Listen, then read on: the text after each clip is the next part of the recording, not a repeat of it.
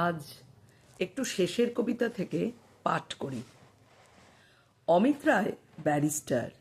ইংরেজি ছাঁদে রায় পদবী রয় ও রে রূপান্তর যখন ধারণ করলে তখন তার স্ত্রী গেল ঘুচে, কিন্তু সংখ্যা হলো বৃদ্ধি।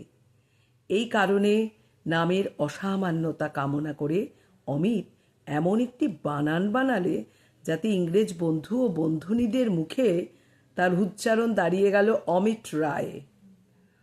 অমিতের বাপ ছিলেন দিগ্বিজয়ী ব্যারিস্টার। যে পরিমাণ টাকা তিনি জমিয়ে গেছেন সেটা অধস্তন 3 পুরুষকে অধঃপাতে দেবার পক্ষে যথেষ্ট। কিন্তু পৈতৃক সম্পত্তির সাংঘাতিক সংঘাতেও অমিত বিনা বিপত্তিতে এ যাত্রা টিকে গেল। কলকাতা বিশ্ববিদ্যালয়ে বিয়ের কোঠায় পা দেবার পূর্বেই অমিত অক্সফোর্ডে ভর্তি হয়।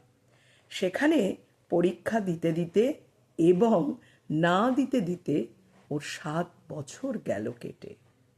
বুদ্ধি বেশি থাকাতে পড়াশুনো বেশি করেনি, অথচ বিদ্যেতে কমতি আছে বলে ঠাউর হয় না।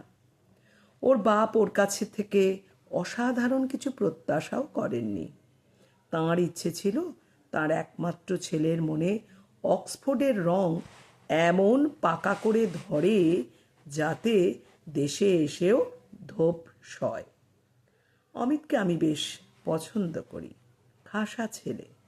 আমি নবীন লেখক, সংখ্যায় আমার পাঠক স্বল্প, যোগ্যতায় তাদের সকলের সেরা অমিত। আমার লেখার ঠাট ঠমকটা ওর চোখে খুব লেগেছে।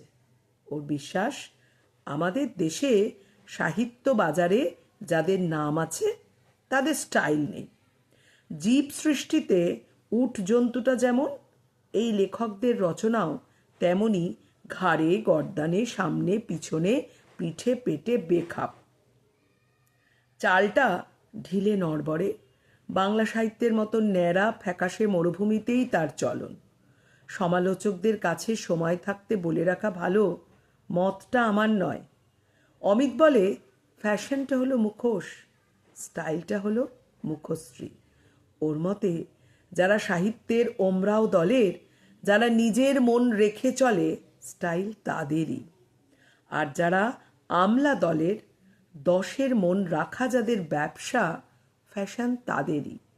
বঙ্কিমি স্টাইল, বঙ্কিমের লেখা বিষ বৃক্ষে। বঙ্কিম তাতে নিজেকে মানিয়ে নিয়েছেন। বঙ্কিমি ফ্যাশন নসিরামের লেখা মনমোহনের মোহন বাগানে। নসিরাম তাতে বঙ্কিমকে দিয়েছে মাটি করে। বারোয়ারি তাঁবুর কানাতের নিচে ব্যবসাদার নাচওয়ালির দর্শন মেলে, কিন্তু শুভদৃষ্টিকালে বধূর মুখ দেখবার বেলায় বেনারসি ওড়নার ঘোমটা চাই। কানাত হলো ফ্যাশনের আর বেনারসি হলো স্টাইলের। বিশেষের মুখ বিশেষ রঙের ছায়ায় দেখবার জন্য। অমিত বলে হাটের লোকের পায়ে চলা রাস্তার বাইরে আমাদের পা সরতে ভরসা পায় না বলেই আমাদের দেশের স্টাইলের এত অনাদর। দক্ষযজ্ঞের গল্পে এই কথাটি পৌরাণিক ব্যাখ্যা মেলে। ইন্দ্র চন্দ্র বরুণ একেবারে স্বর্গের ফ্যাশন দুরস্ত দেবতা, যাজ্ঞিক মহলে তাদের নিমন্ত্রণও জুটত। শিবের ছিল স্টাইল এত অরিজিনাল যে মন্ত্র পড়া জাজমানেরা তাকে হব্যকব্য দেওয়াটা বেদস্তুর বলে জানত। অক্সফোর্ডের বিয়ের মুখে এসব কথা শুনতে আমার ভালো লাগে, কেননা আমার বিশ্বাস আমার লেখায় স্টাইল আছে। সেই জন্যই আমার সকল বইয়েরই এক সংস্করণেই কৈবল্য প্রাপ্তি আর ন পুনরাবর্তন্তে